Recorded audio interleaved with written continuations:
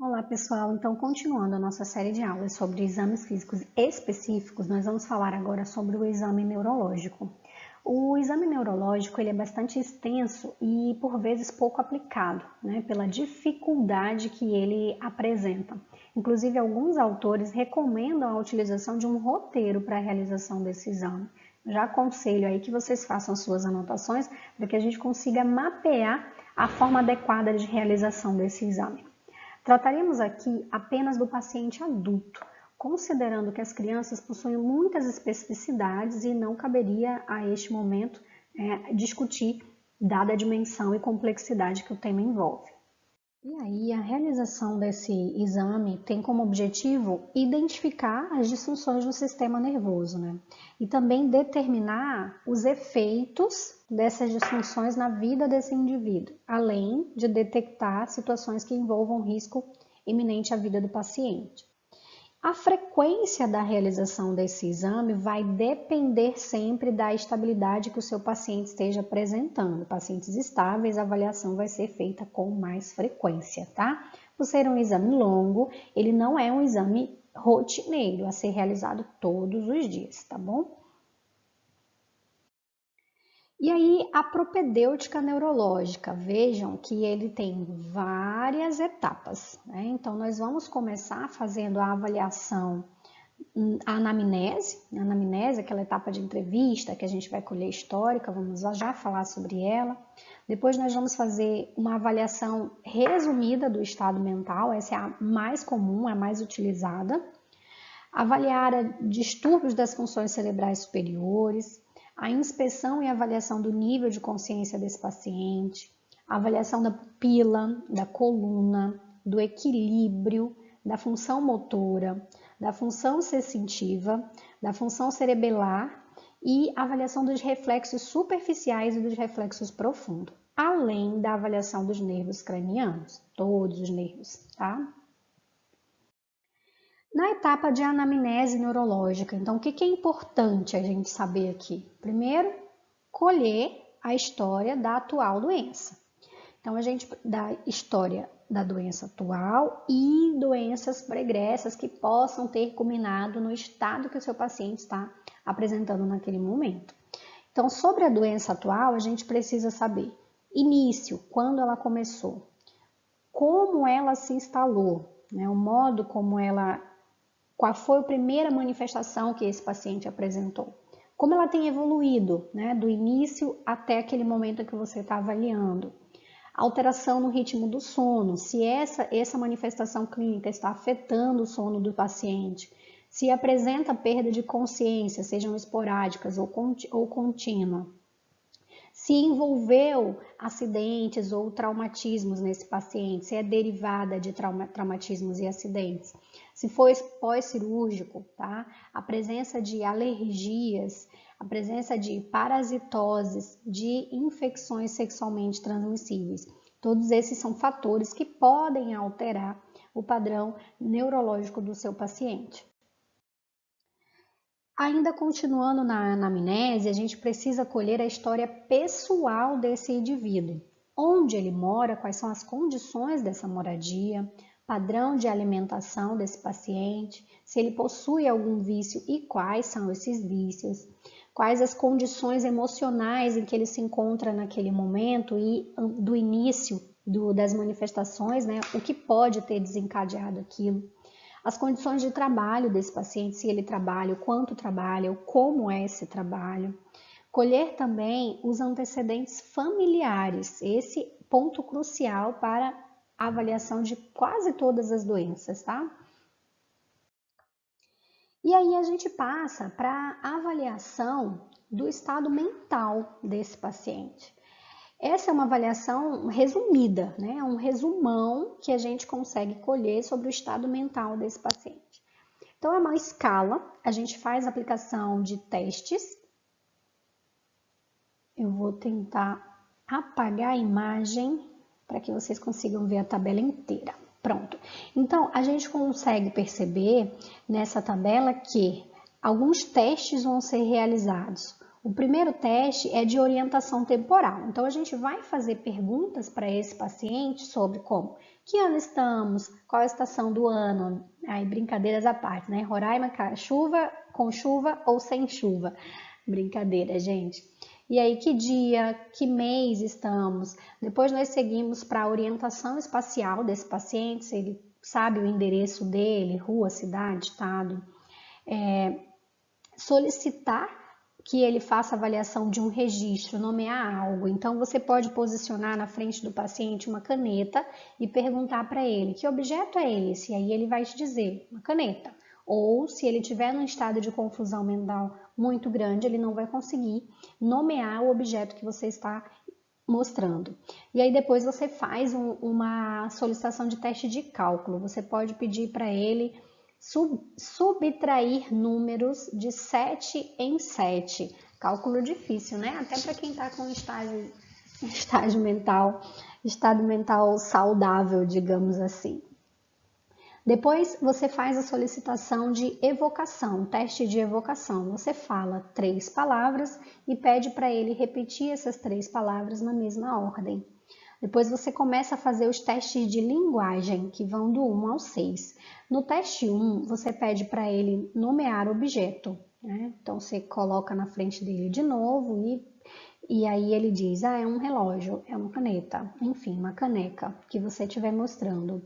Depois você vem para o segundo teste, que é para ele repetir, nem aqui, nem ali e nem lá. Se o paciente estiver apresentando um estágio de desorientação, ele não consegue organizar essas falas, apesar delas parecerem simples. No teste 3, você vai pedir para ele seguir comandos. Então, você pega pede para ele pegar um objeto. Você posiciona lá uma folha de papel ou uma caneta ao lado da mão dele na cama, assim, pegue por favor esse papel com a sua mão direita. E aí você observa o movimento do braço, se ele consegue identificar o que seria a mão direita e mão esquerda. No teste 4, você vai pedir para ele ler e obedecer. Você vai dar um trecho, que pode ser até do próprio prontuário dele ali, para ele ler e pedir para ele obedecer alguns comandos, levantar braço, levantar perna, enfim. No teste de linguagem 5, você solicita para ele escrever uma frase completa. E no 6, você pede para ele copiar um desenho. Então, percebam que ele vai elevando o grau de complexidade.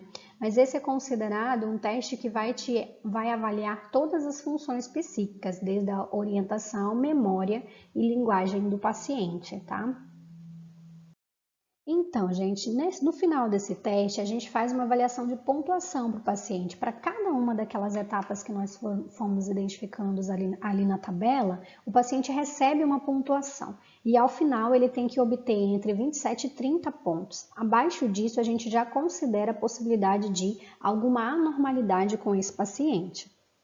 Esse não é um único teste utilizado, no entanto, ele é um teste eficaz. Agora, para os pacientes que são analfabetos, por exemplo, os testes que envolvem escrita, eles não serão aplicados a esse paciente, então você desconsidera a pontuação desses itens. E aí, a gente vai fazer a avaliação dos distúrbios das funções cerebrais superiores. E os principais distúrbios que a gente vai conseguir identificar nesses testes são a linguagem, as agnosias e as apraxias. Quando a gente vai avaliar o nível de consciência do paciente, ele é considerado, um indicador muito sensível da disfunção cerebral, que pode ser resultante da alteração encefálica ou das estruturas metabólicas. Então, a gente avalia basicamente o despertar do paciente e o conteúdo da consciência desse paciente. Vamos já falar sobre como a gente faz isso. Como que a gente avalia esse nível de consciência? Primeira coisa que a gente faz é avaliar a perceptividade desse paciente. Então, quais são os mecanismos de aprendizagem que esse paciente tem? Depois a gente avalia a reatividade, que são os reflexos desse paciente. E depois os estímulos auditivos e os estímulos táteis. Vamos falar sobre eles também. Então, gente, como que a gente faz essa avaliação do nível de consciência? É através de estímulos, Primeiro auditivos, depois verbais, táteis. até que a gente consiga mapear a condição de consciência desse paciente. Normalmente, a avaliação do nível de consciência ela vai se determinar entre paciente consciente e paciente em coma. Mas nesse interim, algumas nomenclaturas são utilizadas, como estado de consciência letárgico, confuso, sonolento, obnubilado ou torporoso, tá? Antes de chegar no nível de coma. Então, essa avaliação do estímulo auditivo, como é feita? A gente já começa avaliando da hora que entra na enfermaria. Então, abriu a porta, você já consegue perceber se o paciente ouviu o som da porta abrindo, se ele se movimenta em direção à porta. E aí você estabelece uma comunicação com esse paciente. Bom dia, seu José. E ele te responde, assim você vai seguindo e já observando a comunicação o padrão de comunicação que ele consegue estabelecer com você. Caso não seja identificado esse padrão de comunicação, você passa para os estímulos táteis. Esses estímulos táteis, eles normalmente vão provocar alguma sensação dolorosa de leve a moderada, para que você consiga perceber as respostas do paciente. Então, o primeiro teste que a gente consegue fazer, como tem aqui na imagem, é pressionando uma caneta no leito unguial. Dói um pouquinho, então você faz uma leve pressão e percebe se o paciente estabelece algum estímulo. Caso esse paciente não estabeleça, você pressiona mais um pouquinho para um estímulo moderado. No segundo teste, a gente faz uma pressão sobre a região das sobrancelhas, tá? E aí você pressiona em direção aos olhos, também produzindo uma sensação de desconforto nesse paciente. E depois a gente faz aqui a avaliação do estímulo doloroso na região do trapézio, como uma espécie de um beliscão, um aperto nessa região, tá? E aí você consegue perceber se o paciente estabelece algum estímulo ou não. E aí, esse nível de consciência, como eu disse para vocês, ele vai surgindo aqui num nível de escala, né? Então, eu tenho um paciente consciente, depois, quando ele está num padrão de consciência um pouco menor, é um paciente que eu vou determiná-lo como letárgico, confuso, sonolento, obnubilado, torporoso ou paciente em coma, tá?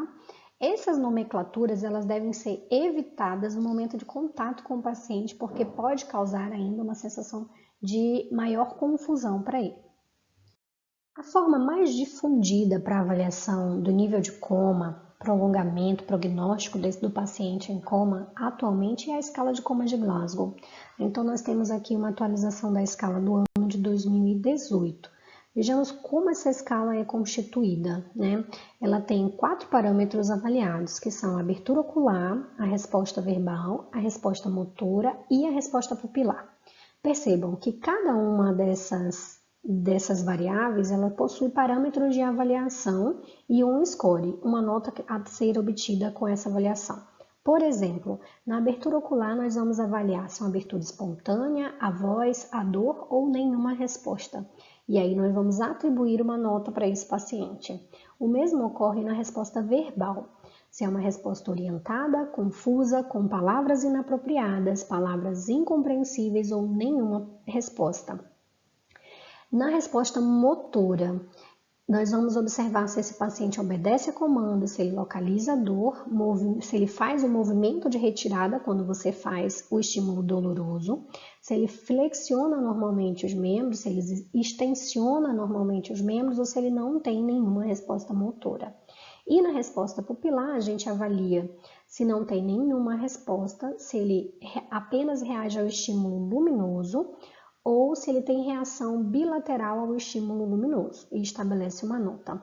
Ao final, nós vamos aplicar essa fórmula.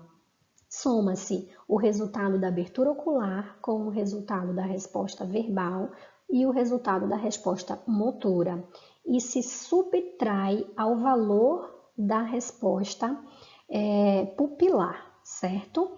A escala ela tem uma variação de pontos que vai de 1 a 15 pontos. Quanto menor a pontuação, maior é a possibilidade, é o indicativo de coma desse paciente, ok? Então, a gente observa um risco do paciente quando ele tem uma indicação menor que 8.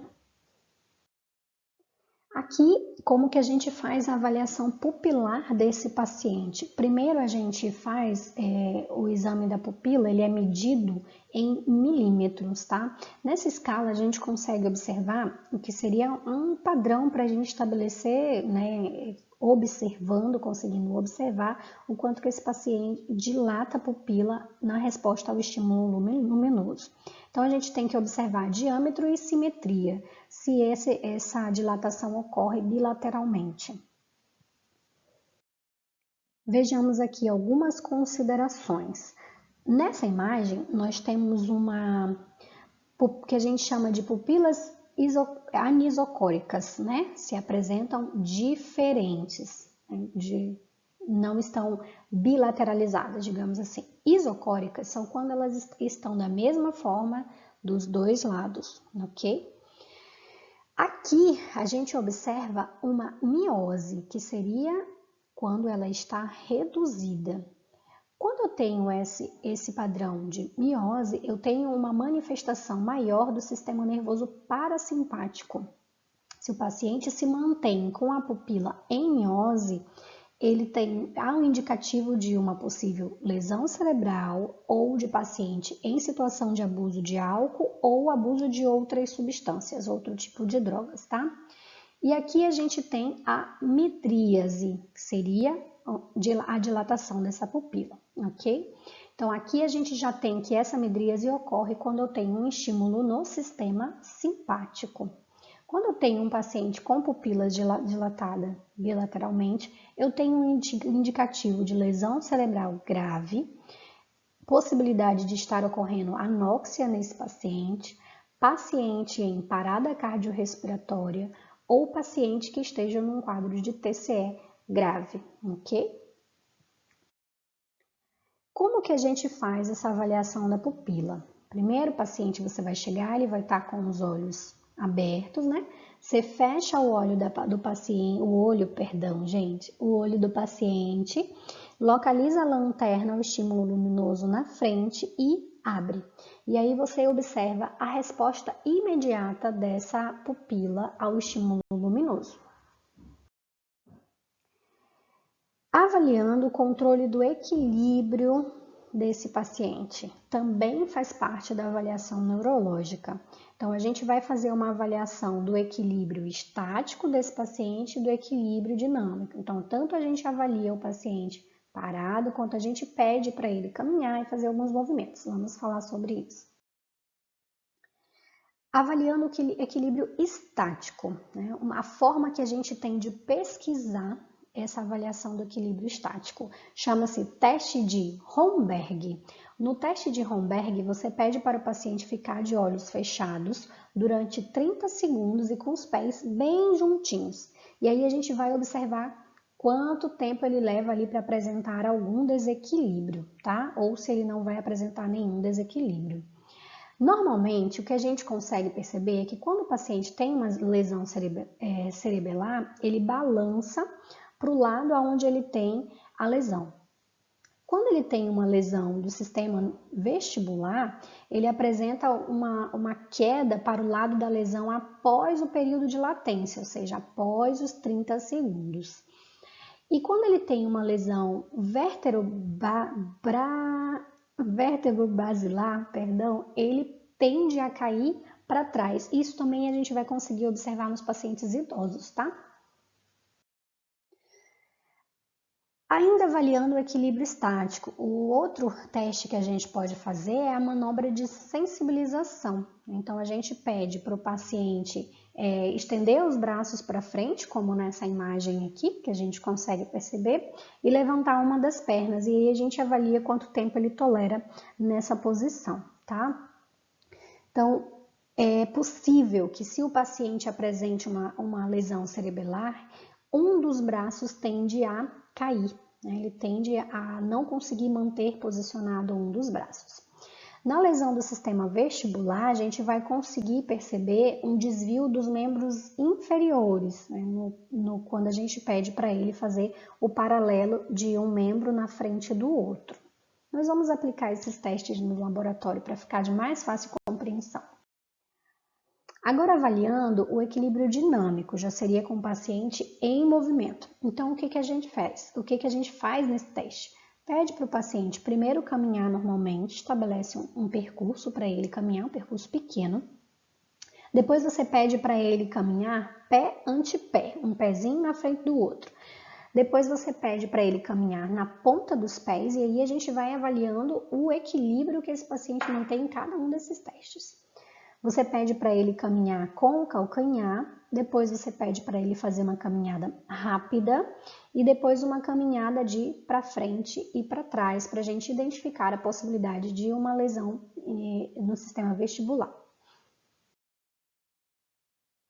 E aí a gente avalia as disbasias. Eu falei para vocês sobre isso também, que a gente faz essa avaliação também no exame físico geral, né? Que é a gente busca mapear quais são as marchas patológicas possíveis. Uma das possibilidades seria a marcha espástica, a marcha de hemiparesia, que é quando o paciente teve uma sequela de AVC, por exemplo, AVE. A marcha cerebelar, que quando o paciente aquele caminhar muito parecido com o paciente, com o indivíduo embriagado, né? A marcha de anserina, a marcha tabética, a parkinsoniana ou a escarvacante. Tá? Então, são algumas possibilidades de que a gente vai conseguindo avaliar quando a gente solicita para que o paciente que a gente faça avaliação de equilíbrio dinâmico. Aí a gente chega na avaliação da coluna cervical e lombosacral. Essas avaliações da coluna, elas são mais realizadas lá no exame do aparelho locomotor. Mas quando a gente suspeita de meningite, de radiculopatia e hemorragia subaracnoide, alguns testes são necessários de serem realizados aqui no exame neurológico. E um deles é o sinal de Kernigan. No sinal de Kernigan, a gente vai estender o membro do paciente fazendo uma pressão na região do joelho e observar a resistência. Normalmente, se há um indicativo de uma hemorragia subaracnoide ou uma de radiculopatia, o paciente vai apresentar resistência ou ele vai queixar de dor na região nervo ciático. Tá? E aí o teste da resistência de nuca, também, que serve para a investigação dos casos de meningite, a gente levanta aqui, flexiona a cabeça do paciente e como resposta motora, deixa eu fechar a imagem, como resposta motora, ele vai flexionar os membros inferiores de forma involuntária. Aí o outro é o sinal de Lessig.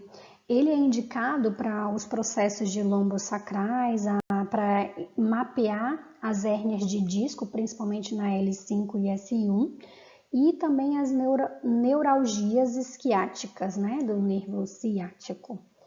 Então, a gente faz esse movimento de extensão no pé, extensão e flexão, e aí a gente observa a dor do paciente, e aí também o mesmo teste na região da perna, que a gente posiciona a mão com resistência na dobra do joelho, e o paciente tende a queixar dor na região do nervo ciático.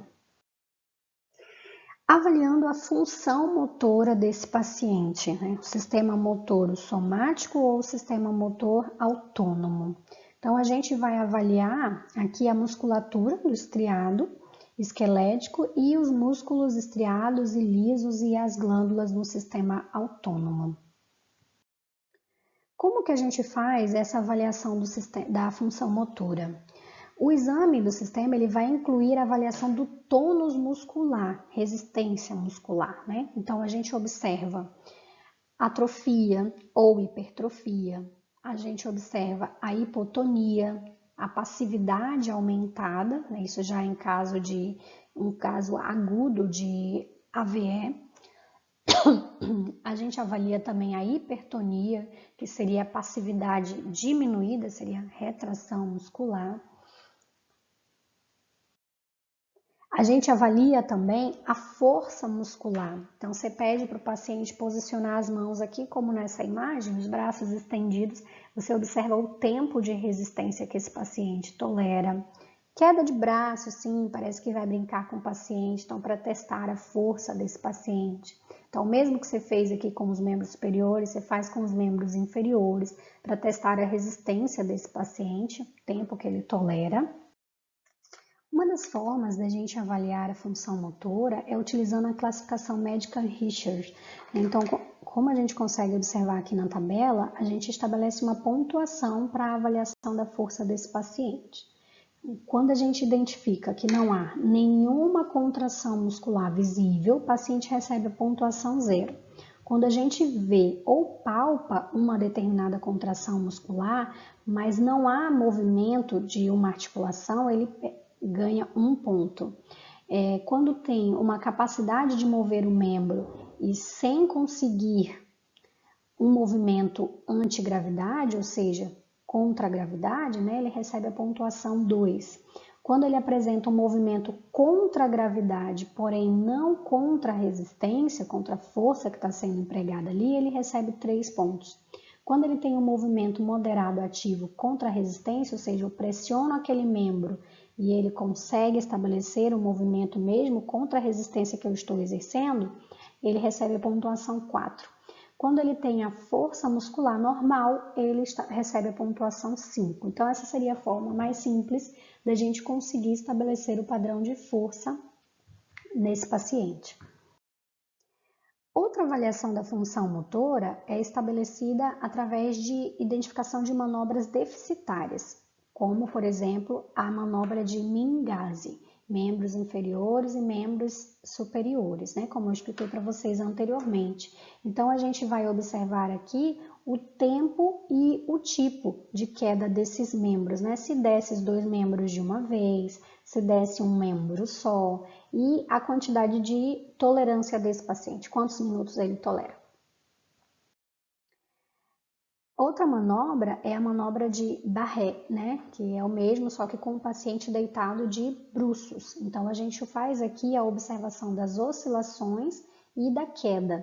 E aí, essa queda, ela pode indicar uma insuficiência dos nervos flexores da perna. Outra manobra que a gente faz avaliação é a manobra dos braços estendidos, só que agora com o paciente sentado. Oscilações e queda desses membros, elas vão me indicar um déficit motor desse paciente. Agora, avaliando a função sensitiva, então a gente vai fazer a avaliação térmica, dolorosa e tátil, ok? O exame de sensibilidade superficial, ele inclui o tato, a dor e a temperatura. Durante o exame, a gente tem que pedir para o paciente ficar de olhos fechados, que é para aumentar a sensibilidade, a capacidade de sensibilidade. Então, na térmica, a gente faz testes com frio e gelado, pode ser uma luva, pode ser uma luva com água dentro, pode ser bolsa térmica, ok? No estímulo doloroso, a gente vai fazer a utilização de algum objeto pontiagudo, pode ser uma agulha, por exemplo. E no estímulo tátil, a gente pode fazer a utilização de algodão, que é uma sensibilidade mais superficial. E aí a gente faz agora a avaliação da função cerebelar. A primeira prova é a prova do dedo-nariz, como na imagem mostra, né? Então você se posiciona na frente do paciente e pede para ele repetir esse movimento. Então ele faz a troca com o braço estendido e a outra mão no nariz, ele faz o movimento contrário e aí você vai observar o equilíbrio que esse paciente mantém do membro até chegar na ponta do nariz. Tá? Então, às vezes ele pode posicionar para cima ou para baixo e já há uma indicação de alteração da função cerebelar, tá? Aí a outra prova é a prova calcanhar-joelho, com o paciente deitado, né, de costas. A gente pede para ele trazer o calcanhar até o joelho, né, da outra perna, tá? E o mesmo do outro lado. Também observando a amplitude do movimento, se esse membro não vai cair, ok? E aí a gente chega na avaliação dos reflexos desse paciente. O reflexo é uma resposta do organismo a um estímulo qualquer que tenha sido provocado. A reação ela pode ser motora ou secretora. Os reflexos superficiais, eles são provenientes de estímulos diretos na pele. E os reflexos profundos, eles serão obtidos utilizando o martelinho teste, tá? Então, nos reflexos superficiais, a gente vai ter o Babinski negativo e o Babinski positivo. Esse teste, ele é utilizado nos recém-nascidos, né? Muito utilizado nos recém-nascidos. Então, com a ponta de uma caneta, com um termômetro, algum objeto não pontiagudo, a gente vai fazer esse movimento na planta do pé do paciente. Tá? Então, quando eu quero qual que é o objetivo aqui? O Babinski negativo, ele precisa fechar como se fosse um movimento de garra nesse pé, ok? Caso ele seja positivo, aqui eu tenho um indicativo de possibilidade de lesão cerebelar, tá? Outro teste de avaliação de reflexo superficial é o reflexo cutâneo abdominal. Então, também com um objeto não pontiagudo, a gente vai desenhar aqui no abdômen do paciente, com o paciente deitado, em decúbito dorsal, relaxado, a gente faz um desenho do que seria um losango. Espera-se que o paciente produza uma contração muscular imediata. Caso não apareça essa contração muscular, pode ser um indicativo da síndrome piramidal. No entanto, se o paciente estiver obeso ou se ele tiver ascite, pode ser que esse reflexo simplesmente não apareça, mesmo não associado à síndrome piramidal. Aí a gente tem o reflexo axial da face, né, já utilizando o martelinho, já é uma identificação de reflexos profundos. A gente faz aqui na testa do paciente e na região dos lábios, com o beicinho mesmo para fora. A gente faz também o reflexo utilizando os martelinhos dos membros superiores, que seriam o reflexo bicipital. Então, mais ou menos na flexão do antebraço, a gente vai bater sobre o nosso dedo. Percebam aqui na imagem que o profissional ele coloca o dedo e bate no dedo dele. Então, é esperado algum movimento nos dedos ou mesmo no braço do paciente. E o mesmo movimento a gente faz aqui no reflexo tricipital, né? Que é acima da dobra antecubital, aqui atrás, ok? E a gente também espera aqui uma extensão do antebraço. No reflexo de membros, ainda nos reflexos de membros superiores, a gente vai fazer a pressão, né? Bater com o martelinho no flexor nos dedos e para observar a flexão desses dedos. Caso essa flexão não ocorra, pode ser um indicativo de lesão na C7, na C8 ou na T1. A gente faz também o teste com o martelinho aqui na região do punho, tá? Então, aqui no pronador, que a gente chama de pronador da mão. Caso o paciente não apresente indicativo de reflexo, espera-se que ele apresente um movimento nos dedos. Caso ele não apresente, pode ser um indicativo de lesão na C6 e na C7. O mesmo teste é feito no supinador, então com o martelinho a gente vai bater aqui no dorso da mão e caso não haja aparecimento de reflexos nesse teste, pode ser um indicativo de lesão na C6 ou na T1.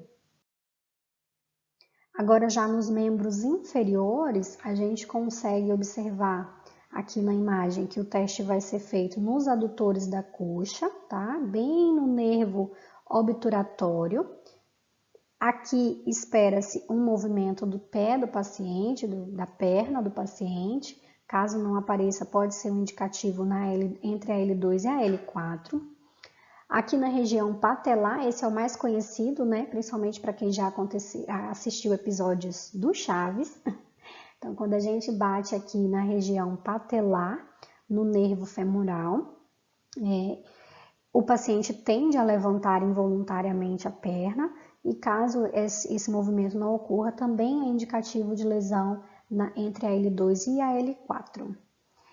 E o teste também é feito na região do calcanhar, no nervo tibial, podendo representar um indicativo de lesão entre a L5 e a S2. Agora a gente chega na avaliação dos nervos cranianos, tá? São 14 pares de nervos cranianos e a gente vai avaliar todos. O primeiro par que a gente vai avaliar é o nervo olfatório. Então, como que a gente faz esse teste? A gente oferece para o paciente cheirar alguma substância que tenha um odor muito característico, como por exemplo café. Então, a gente vai fazer a identificação aqui da hiposmia, que é a redução do olfato desse paciente, ou da anosmia, perdão, gente, que é a ausência total do olfato desse paciente. Agora, esse termo ficou bem conhecido, né? Com a questão da Covid, muita gente apresentando a perda do olfato, né? Inclusive que tem se perdurado por muito tempo. Então, o que acontece? A Covid provoca lesão no primeiro par de nervos cranianos, que no caso são os nervos olfatórios. O segundo par de nervos cranianos é o óptico, né? Que é o visual. Então, a gente vai fazer aqui uma avaliação do quanto que esse paciente tem de capacidade de acuidade visual, perdão. Então, a gente vai conseguir mapear aqui a possibilidade da hemianopsia, que quando o paciente ele perde metade do campo visual, então ele olha, no entanto ele enxerga somente metade do campo, ou a amaurose, que é a perda total da visão. Aí a gente chega nos pares 3, 4 e 6, que são respectivamente os nervos oculomotor, o troclear e o abducente. Então aqui a gente faz testes de reação da pupila do paciente, quanto que ele consegue acompanhar. Então você pega aqui com o dedo na frente, se posiciona na lateral e pede para o paciente acompanhar, traz para o meio até a ponta do nariz, se distancia, se aproxima, e aí você vai conseguindo perceber a resposta ocular desse paciente. Aí nós temos aqui o nervo do trigêmeo. O nervo do trigêmeo, o paciente apresenta uma hipersensibilidade nessa região aqui da face e na região dos olhos, e ocorre muito em casos de indivíduos que tiveram ou têm, né, sífilis, tá? Então, no teste a gente faz a palpação do nervo, a gente faz o teste de sensibilidade utilizando algodão na pele e na região dos olhos. É bem superficial. Normalmente, quando o paciente apresenta alteração no nervo trigêmeo, ele queixa de uma espécie de ardência nessa região com esses testes. E aí, o sétimo par, que é o nervo facial, então a gente vai observar aqui a simetria. A gente pede primeiro a gente faz uma inspeção, observa, depois você pede para o paciente sorrir para ver se tem simetria dos dois lados. Você pede para ele fazer como se fosse bochecho na hora de escovar os dentes, tá? E aí você vai observando se tem uma diferença de lateralidade. O nervo vestibulococlear, né, que de olhos fechados você vai pedir para o paciente identificar sons, então você pode estalar os dedos e pedir para ele dizer o que você fez, você pode sussurrar palavras e pedir para ele repetir o que você disse, você pode utilizar um relógio de ponteiro, né, obviamente, para ele tentar identificar o som, tá? E para o equilíbrio do paciente, você pede para ele ficar de pé, com os dois pés juntos e os braços ao longo do corpo, com os olhos fechados durante 10 segundos.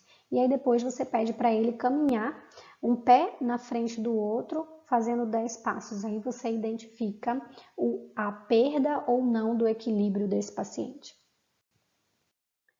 Aí nós temos o nono, que é o nervo glossofaríngeo. O paciente ele pode ser instruído para que ele abra a boca e diga tá? E aí você observa a elevação e a contração do palato mole e da úvula, tá? Então vai precisar de uma lanterninha para você olhar enquanto ele fala A, ok? E aí você avalia também o reflexo de deglutição. Você pede para ele deglutir a saliva e você vai percebendo alguns sinais de disfagia, que seria a dificuldade de deglutição desse paciente.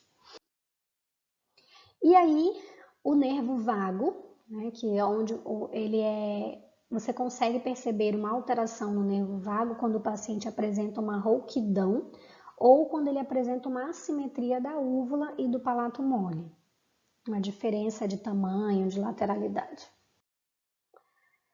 O nervo acessório, tá?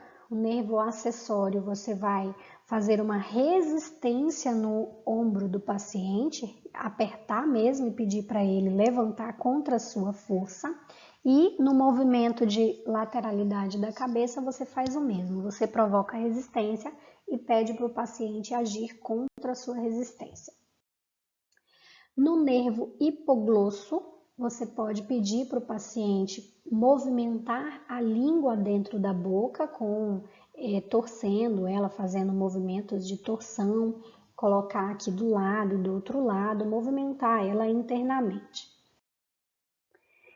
E aí, na avaliação da fala e da linguagem, a gente vai mapear as disartrias, né, que são as dificuldades na articulação das palavras, a dislexia, que seria a dificuldade na leitura, a afasia, que seriam os distúrbios na expressão verbal.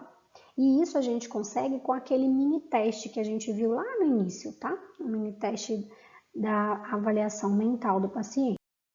É isso, gente. Sugiro leitura, tá? Vou anexar a leitura lá no portal para que vocês façam a leitura do capítulo completo, tirem todas as dúvidas e aí a gente faz os nossos treinos no laboratório. Até mais!